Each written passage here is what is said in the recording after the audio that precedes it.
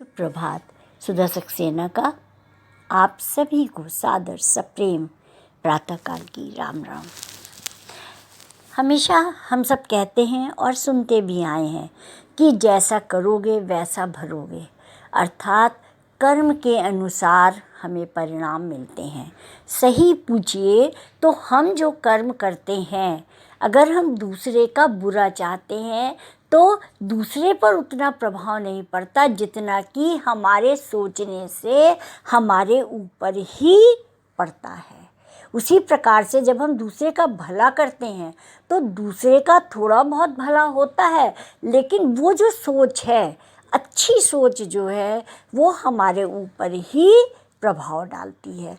क्योंकि जब हम दूसरे के लिए सोचते हैं तो उसमें दो लोग होते हैं। हम जो सोच रहे हैं वो हम जितनी गहराई से सोच रहे हैं उसका प्रभाव हमारे ऊपर पड़ रहा है, और दूसरा उस सोच को जितनी गहराई से कर रहा है या ग्रहण कर रहा है उतनी गहराई से उसके ऊपर प्रभाव पड़ेगा। तो निश्चित रूप से जो ये बात कही जाती है वो यही कि जो हमारी सोच है, जैसा हम काम करेंगे वैसा ही हमें परिणाम मिलेगा। तो आज थोड़ी इस पे ही चर्चा करते हैं।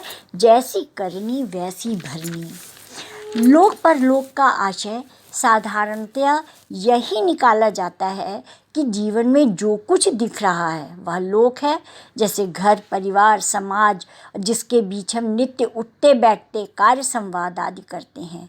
परलोक का आशय मृत्यु के बाद का कोई ऐसा संसार है जहाँ इस धरा से भिन्न जीवन है। इसी परलोक का वर्गीकरण स्वर्ग और नरक के रूप में भी किया जाता है। प्रायः बहुत सारे लोग इसी दृष्टि से पूजा पाठ, दान दक्षिणा करते हैं ताकि उनका परलोक भी अच्छा रहे। मृत्यु के बाद जब वे उस अदृश्य दुनिया में जाएं तो उनका स्वागत देवमंडल करे और उत्तम स्थान उन्हें मिले। पंच भौतिक तत्व क्षित जल पावक गगन समीरा, पंच रचित यह अधम शरीरा से मानव जन्म से लेकर के मृत्यु तक अपना अस्तित्व बनाए रखता है। इसी पंच तत्व में हमारी आत्मा जो पराशक्ति है, जिसे देखा नहीं सिर्फ महसूस किया जाता है, वही परलोक का देवता है। यह पराशक्ति शरीर में एक ऊर्जा, एनर्जी है। इसे हम शरीर का आभामंडल कहते हैं। यह मन से भी गहरा शरीर का वह अंश है जिसके निकल जाने पर शरीर शव में बदल जाता है। जब भी कोई व्यक्ति नेक कार्य करता है तो उससे उसे प्रसन्नता मिलती है और उस आत्मा को, उस ऊर्जा को सुकून मिलता है, और वह आत्मा या वह एनर्जी और बलवान होती है, सशक्त होती है।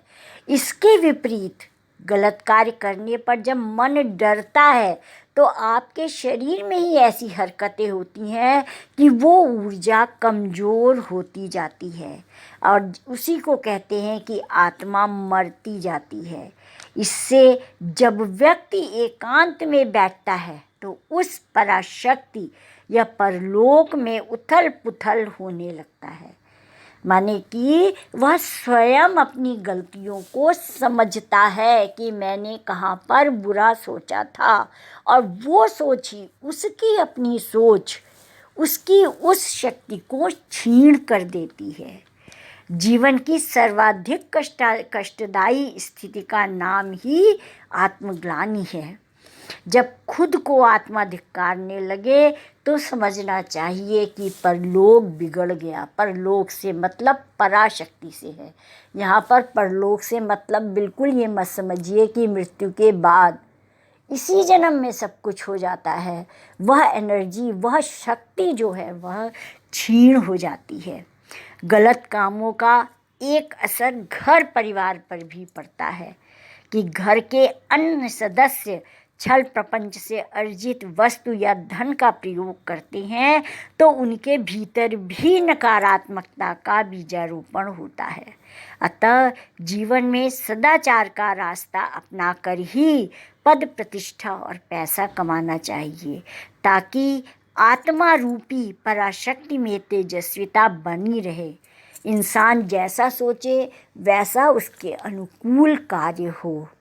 एक बात और ध्यान रखिएगा कि हम जो करते हैं, हमारे बच्चे, उनको कहना नहीं पड़ता तुम ऐसा करो, वो माँ बाप के कार्यों को देख करके ग्रहण करते हैं। उन्हें ये नहीं पता होता कि ये सही है या ये गलत है। एक तरह से माँ बाप के आत्मा से, शक्ति से बच्चों की आत्मा या पराशक्ति जुड़ी होती है। एक तरह से वो जो है संचयित होती रहती है, संचयित होकर संक्रमित होती है।